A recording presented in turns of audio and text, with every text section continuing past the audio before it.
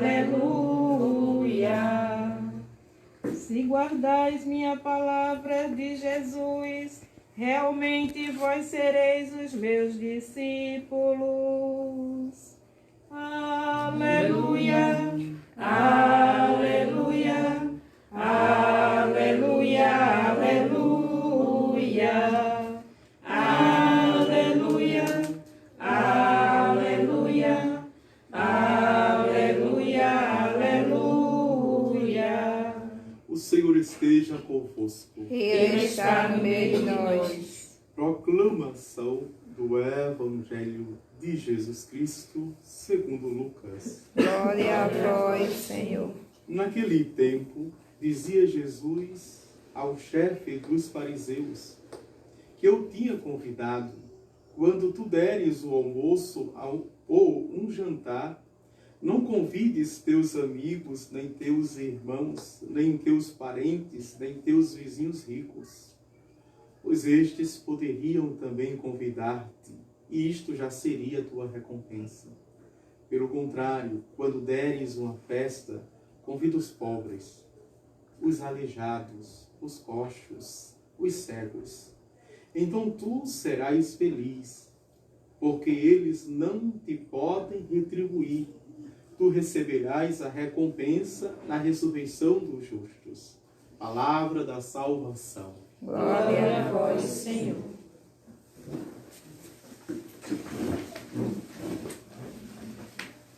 Espírito Santo de Deus, inunda meu ser, inunda meu ser. Quero sentir o amor do meu Senhor, do meu Senhor. Espírito Santo de Deus, inunda meu ser, inunda meu ser. Quero sentir o amor do meu Senhor, do meu Senhor, para poder perdoar o meu irmão, abrir meu coração, viver no amor, para sentir a paz interior, sobre o mal ser vencedor, alegrar-me em ti. Inunda meu ser, ai, inunda meu ser, inunda meu ser, ai, inunda meu ser, inunda meu ser. Queridos irmãos e irmãs, o santo de hoje é um santo extraordinário. Ele é do ano de 1538 a 1538 a 1584, já no século XVI. Ele é de família nobre, família muito nobre, os pais de muita fé, a mãe sobretudo o catequizou em casa. Veja o pai tendo muita fé, um homem justo, mas queria que o filho fosse um cidadão romano e um soldado romano. Ele logo cedo despertou para a vida de oração, a vida de intimidade com Deus, mas também a vida religiosa, logo cedo. E o pai, para dissuadi-lo, fez com que ele se inscrevesse logo para ser militar, o exército romano. E de fato, como todos os santos, muito obediente, não apenas a Deus e nem a igreja, mas os pais. Alguns santos retardaram a sua vocação por obediência aos pais. Isso tem que ser observado, né? Mesmo sendo chamado de Deus, mesmo sentindo que era chamado de Deus, mas a mãe ou o pai, sendo o contrário, eles preferiam obedecer a mãe ou o pai, mesmo retardando, repito, não é? O caminho vocacional na sua vida. Aconteceu também com São Carlos Borromeu. Porém, ele foi para a Gália, mas aí logo ele voltou. Não serviu de fato. Se inscreveu, botou a armadura, mas quando chegou, logo voltou. Por quê? Porque o seu tio foi eleito Papa e logo, vendo que ele era um jovem muito de oração, né, de intimidade com Deus, o chamou para ser secretário. E foi o primeiro nepotismo que deu certo na história, né? Sendo tio, e logo deu um cargo a ele. E o tio, acompanhando bem de perto, viu quanto ele crescia na intimidade. Outra coisa que precisa ser observado, além da obediência: não se faz santo sem oração. E a oração nos santos a gente consegue ver desde pequeno, desde criança, né? Esse prazer, o gosto que os santos e as santas tinham desde criança, de estar na presença do Senhor, de procurar um recanto na casa ou no palácio, aonde quer que estivesse, na pobreza, na miséria ou na riqueza, na estabilidade, eles sempre se destacavam por esta, não é uma sensação, mas de fato, uma consciência de estarem na presença de Deus. E o tio, né, o Pio IV, viu quanto ele crescia. E se crescia na oração, crescia também nas virtudes. E sobretudo na virtude da sabedoria, na virtude da prudência e na virtude do discernimento. Conseguimos ver em Carlos Borromeu as virtudes da prudência e do discernimento, sobretudo. E aí o tio o fez cardeal, logo cardeal, mesmo sendo leigo, o fez cardeal. E ele exerceu, né, o ser religioso executivo, porque é de fato executivo. Só que lá para as tantas, ele já tinha 17 a 18 anos, morreu o irmão dele, também nobre, e ele deveria substituir o irmão, assim, subindo no cargo da nobreza, tomar de fato o governo, a administração de toda a casa, toda a família. Porém, quando foram dar a notícia, ele disse: vieram me buscar para representar a família, eu não vou. Eu quero ser sacerdote. E para espanto de todo, até do tio Papa, porque todo mundo pensava que ele queria seguir carreira na vida nobre, na nobreza. Ele disse: não, eu renuncio a tudo para representar a família, para querer o status, o poder, todo mundo quer. Mas eu quero, né, servir ao meu Senhor, ao meu Deus. O tio viu isso, ficou um sinal de fato que ele queria se consagrar e o ordenou logo a sacerdote, ordenando sacerdote. Depois, meses depois, o fez bispo e deu uma das maiores das dioceses, que é Milão.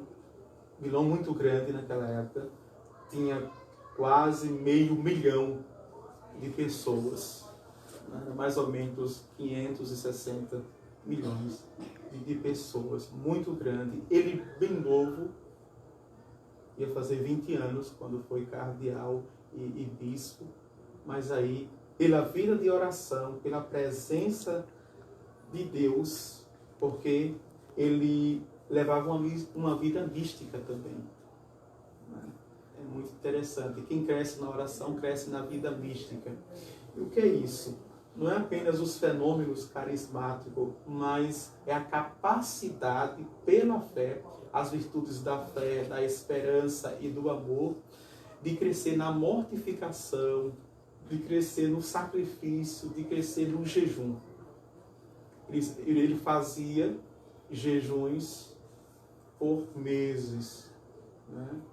Porque são várias modalidades.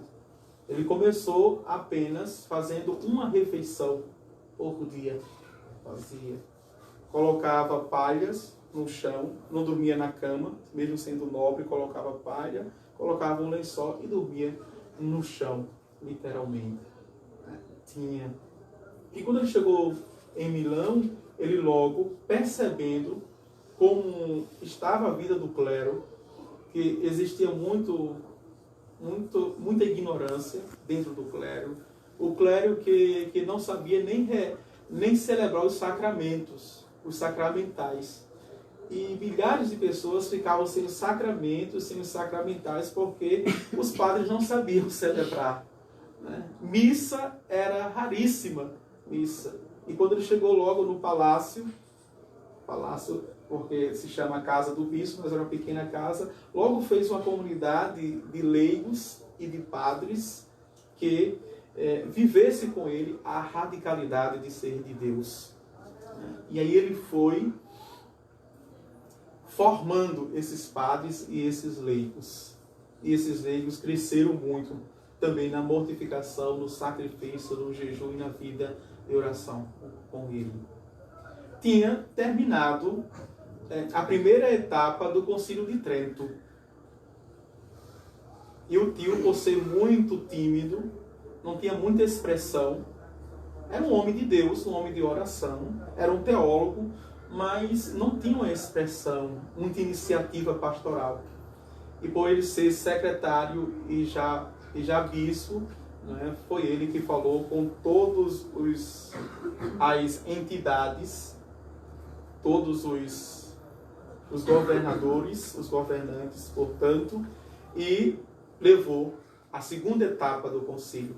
A partir da sessão 17, vocês sabem que os concílios são feitos por sessões, né? E a partir, tinha parado na sessão 17, e a partir daí, o concílio foi doutrinal e teve mais de 38 sessões. Ele levou todas as sessões e foi ele, como um grande teólogo, né, que mais influenciou o Concílio de Trento. São Carlos Borromeu influenciou. E a gente sabe que toda a riqueza da fé doutrinária que nós temos hoje, porque o Concílio Vaticano I e Vaticano II, né, não foi muito doutrinário, foi mais pastoral. E toda a herança doutrinária nós temos no Concílio de Trento. E veio desse santo de hoje que nós celebramos. Não é? Nesta diocese tinha mais de 200 paróquias. Veja como era grande, mais de 200 paróquias. Tinha mosteiros, muitos mosteiros, mais de 50 mosteiros. E ele, no tempo que ele estava, morreu cedo, mas ele visitou 3 vezes todas as paróquias. A visita pastoral dele visitou. Era um homem, de fato, muito benquisto pelo seu clero, que era enorme, imenso, e também pelos leigos. Os leigos chamavam de meu pai, aonde eu encontrasse. Era de uma caridade e de uma compaixão, de fato, divina, sobrenatural para os seus diocesanos. E a famosa peste de Milão foi que dizimou praticamente a metade da sua diocese. Mesmo assim, ele enfrentou também a peste. Enfrentou. né? Aonde os sacerdotes não queriam ir com medo do contágio, da contaminação, ele ia. Ele ia, e tem uma cena muito bonita, que ele visita uma família, pensando que ainda a família estava, e se encontra apenas uma senhorinha chorando, desesperada, porque toda a família dela foi dizimada. Só restara ela e ela já estava contaminada.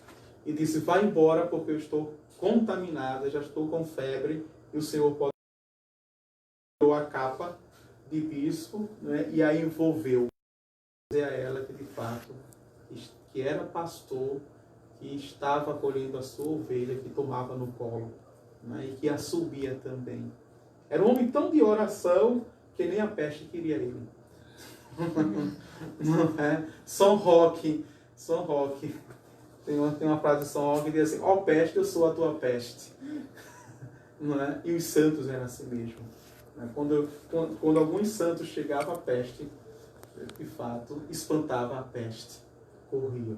Então, ele tinha uma vida imensa, intensiva, ativíssima, pastoral, mas ao mesmo tempo uma vida com Deus. Só dormia 3 horas por dia e passava mais de 8 horas de joelhos em oração.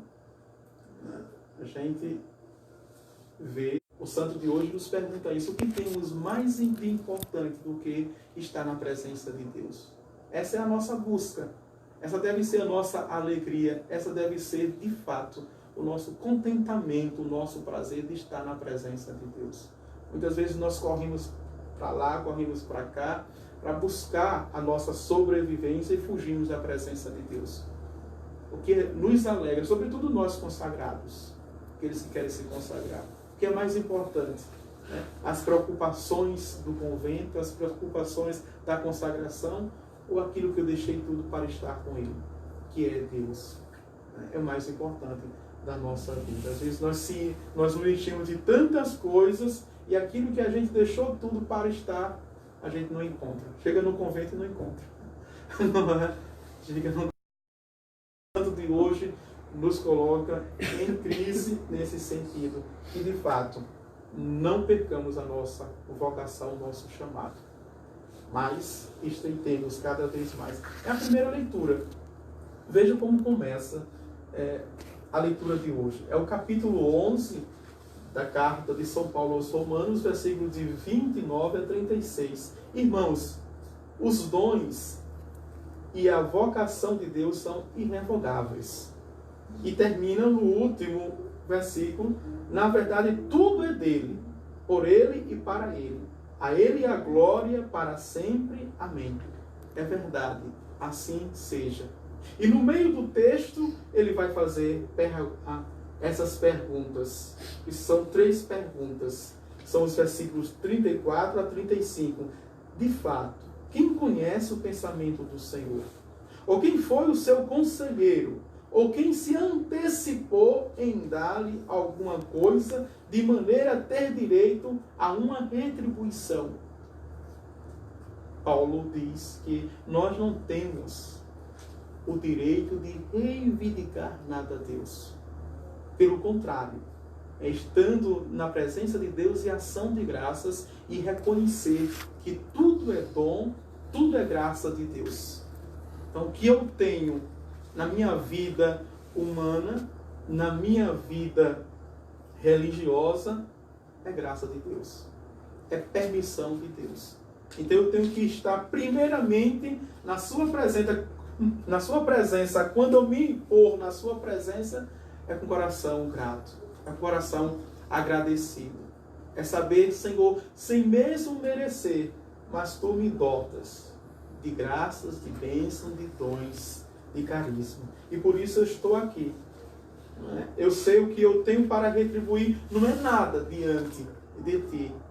Mas, por favor, me dá os Teus favores. Eu peço sempre os favores do Senhor. É essa perspectiva do salmista, o Salmo 68. Respondei-me, ó Senhor, pelo vosso imenso amor. A resposta de Deus. Se responsabilidade é responder Veja, aquele que chama, não é? Vocação também, vocare, é responder àquele que nos chama. Responder àquele que nos chama, só escutamos, mas eu não consigo vê-lo. Então, essa voz, eu vou atrás dela. Eu vou em busca dela. Eu não preciso ver, eu não preciso tocar. E muitas vezes eu não preciso sentir, só ouvir. E o Antigo Testamento está cheio de homens e mulheres que seguiram o Senhor só de ouvir. Não é? Que é vocação. Então, o Senhor me responde dentro dos meus propósitos, dentro dos meus projetos, dos meus sonhos, mas porque Ele usa do seu imenso amor. Ele nos ama tanto e que nos responde nas nossas agonias, nas nossas angústias, nas nossas aflições. Nos ama. Não porque Ele é obrigado pela fé, mas porque Ele nos ama. Isso é esponsal, a resposta do Senhor na nossa vida. E o Evangelho é o Evangelho de São Lucas, capítulo 14, versículo de 12 a 14, que nos convida também a sermos pobres nesse sentido da humildade, que era a frase de São Borromeus, São Carlos Borromeu. Humilitas, a humildade. Viver em tudo a humildade. E é o texto de hoje. Né? Até mesmo ser tão humilde de convidar aqueles que não têm para nos dar. E por que o Senhor nos põe nessa dinâmica, nos pede? Porque não esperar nada de ninguém, só dele. Humilde é aquele que não espera a resposta de ninguém, só de Deus. Aquele que não depende de ninguém, só de Deus. É pertença de Deus totalmente. É fácil? Não é fácil. É uma construção de uma vida. É um empenho na vida de oração. É uma construção de espiritualidade, de estar na presença do Senhor. Ser desprovido de toda vaidade. Ser desprovido de toda soberba, de toda prepotência, de todo orgulho. Dizer, Senhor, eu pertenço a ti, eu dependo de ti. Mesmo quando as tuas vontades, ou a tua vontade não são as minhas vontades. Mas eu quero subjugá-la diante da tua vontade. E aí vem a obediência total pelos homens. Louvado seja o nosso Senhor Jesus Cristo. Para sempre seja louvado.